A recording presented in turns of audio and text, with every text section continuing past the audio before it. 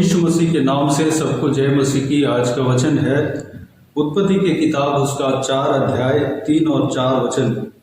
कुछ दिनों के पश्चात कैन यहोवा के पास भूमि की उपज में से कुछ भेंट ले आया और हाबिल भी अपनी भेड़ बकरियों के कई एक पहलौठे बच्चे भेंट चढ़ाने ले आया और उनकी चर्बी भेंट चढ़ाई।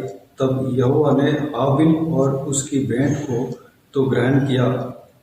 मेरे प्रियो, यहाँ पर इंसान परमेश्वर को भेंट चढ़ाता है, उस विषय के बारे में हम देख सकते हैं।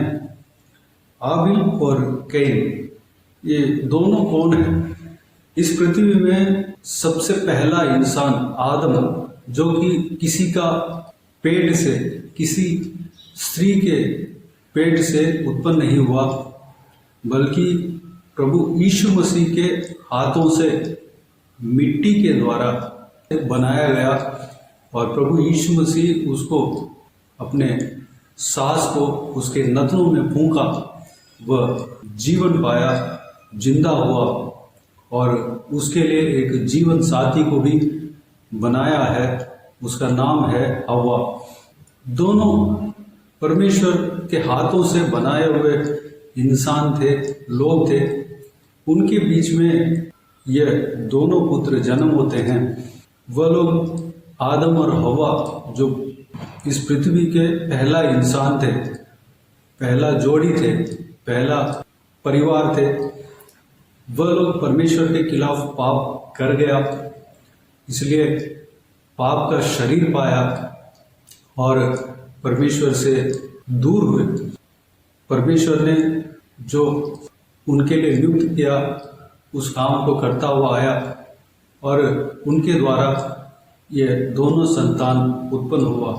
वैसे ही परमेश्वर के वचन जो है, सिर्फ एक पर्टिकुलर, यानी कि प्रभु यीशु मसीह को ही मध्य में रखकर उस हिसाब से लिखा गया है। इसलिए ये दो संतान के बारे में ही परमेश्वर का वचन कहता है। वैसे ही कई सारे बच्चे उनका हो सकते हैं, क्योंकि आदम 930 साल तक जिया। उनके बारे में परमेश्वर का वचन में नहीं है, लेकिन कई सारे बच्चे हो सकते हैं। लेकिन ये दो संतानों के बीच में परमेश्वर कार्य किया और इन दोनों संतान के बाद तीसरा संतान जो है, उनके द्वारा, उनके वंश के द्वारा प्रभु यीशु मसीह जन्म लिया। प्रभु यीशु मसीह के जो पीढ़ी है, उस बात को और परमेश्वर के कार्य जिस व्यक्ति के बीच में हुआ है, उस कार्य को परमेश्वर का वचन में लिखा हुआ है। मेरे प्रियो, यहाँ पर जो पहला इंसान जो हमने देखा, आदम और हव्वा, उन दोनों का बच्चे हाबिल और कैन, दोनों एक एक काम कर रहे हैं। एक खेती कर रहा है, एक भेड़ बकरियों को पाल रहा है। वह अपने कमाई में से परमेश्वर को भेंट लाता है। मेरे प्रियो, ये भेंट देने वाला चीज, भेंट देने वाला गुण परमेश्वर इंसान के अंदर रखा है, उसको हम हटा नहीं सकते। कभी भी हो, परमेश्वर शुरू से लेके यह भेंट देने का, परमेश्वर को भेंट देने का कार्य, जो गुण है, परमेश्वर ने इंसान के अंदर रखा है। ये कार्य जो है शुरू से होता हुआ आ रहा है, जब से इंसान जन्म हुआ। जो पहला इंसान जन्म हुआ, पहला इंसान बनाया गया, वो आदम और हव्वा है, और उनके द्वारा जो जन्म हुआ वो कैन और हाबिल है। वह लोग परमेश्वर को भेंट दे रहे हैं। उस गुण को हम निहार नहीं सकते, अपने अंदर से दूर नहीं कर सकते। हमारे परमेश्वर को, हमें जो परमेश्वर बनाया है, वह है परमेश्वर प्रभु यीशु मसीह। हमें जो पालन पोषण कर रहा है, वह है परमेश्वर प्रभु यीशु मसीह। उनके लिए हमें भेंट देना है। वह हमारे अंदर परमेश्वर डाला हुआ है, शुरू से डाला हुआ है।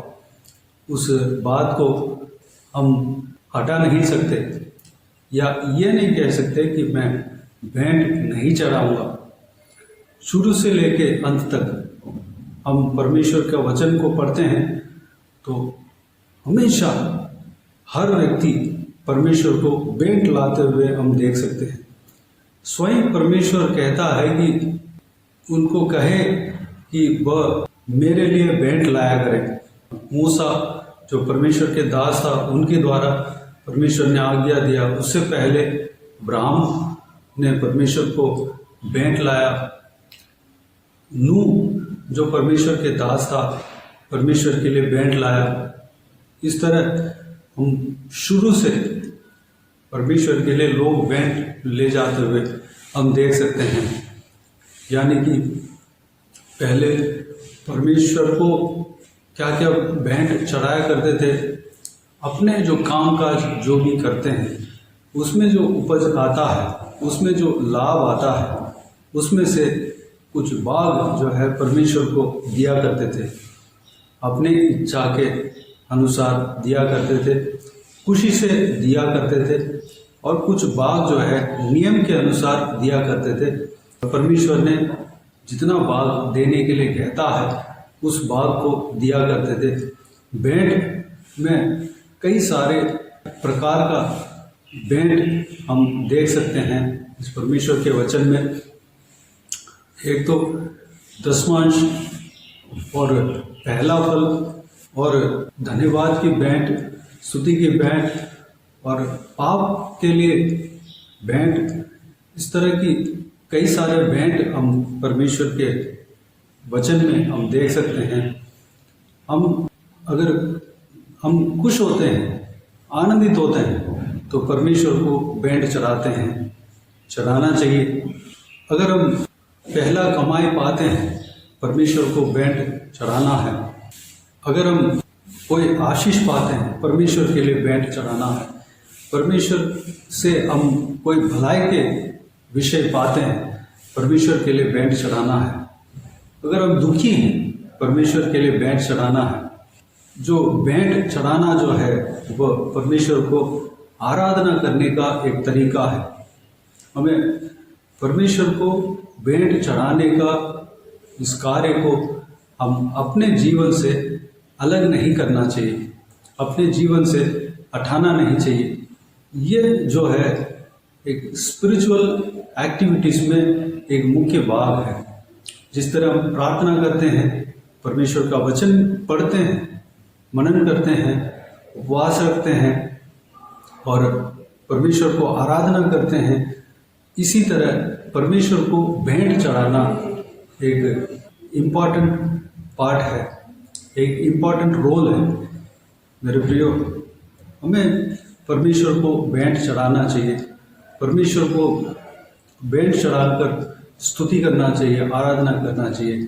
वह एक आराधना है, वह परमेश्वर को उपासना करने का एक तरीका है। अगर आप परमेश्वर को भेंट चढ़ा रहे हैं तो आप परमेश्वर को आराधना कर रहे हैं, उपासना कर रहे हैं। परमेश्वर को पवित्र हृदय के साथ भेंट चढ़ाना है। परमेश्वर इस कार्य से प्रसन्न होता है। मेरे प्रियो, इस परमेश्वर के वचन के द्वारा जो भी हमने मनन किया, सारी बातों के लिए परमेश्वर को धन्यवाद दें, स्तुति करें। आइए हम प्रार्थना में जाएं।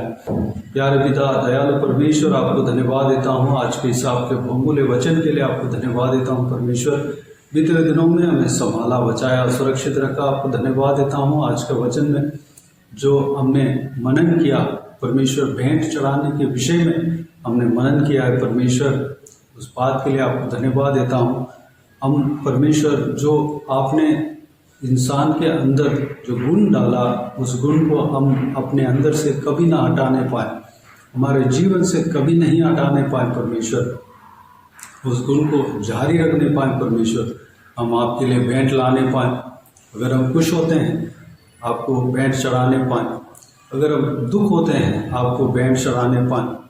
अगर हम कमाते हैं, आपको भेंट चढ़ाने पाए। अगर हम धन्यवाद करना चाहते हैं, आपको भेंट चढ़ाने पाए, परमेश्वर हर बात पर आपको भेंट चढ़ाने पाए, परमेश्वर पिता व गुण हमारे अंदर से परमेश्वर बढ़ने पाए, ना कि कम होने पाए। परमेश्वर पिताजी हालेलुया, हम इस आराधना को हम करने में लगने पाए। परमेश्वर अनुग्रह देना।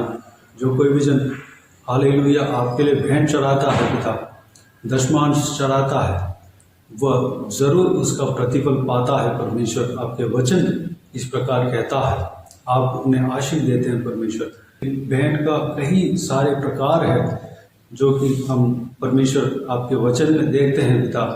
उस सारे प्रकार को हम सीखने पाए, उस हरेक प्रकार से आपको भेंट चढ़ाकर परमेश्वर आपको आराधना करने पाए, उपासना करने पाए, अनुग्रह देना, दशमांश देने पाए, पहला फल देने पाए, धन्यवाद की भेंट चढ़ाने पाए। पाप अगर कर लिया तो परमेश्वर उसके लिए उस माफ़ी हालेलुया हम जो चाहते हैं, परमेश्वर उस हालात में हम भेंट चढ़ाने पाए।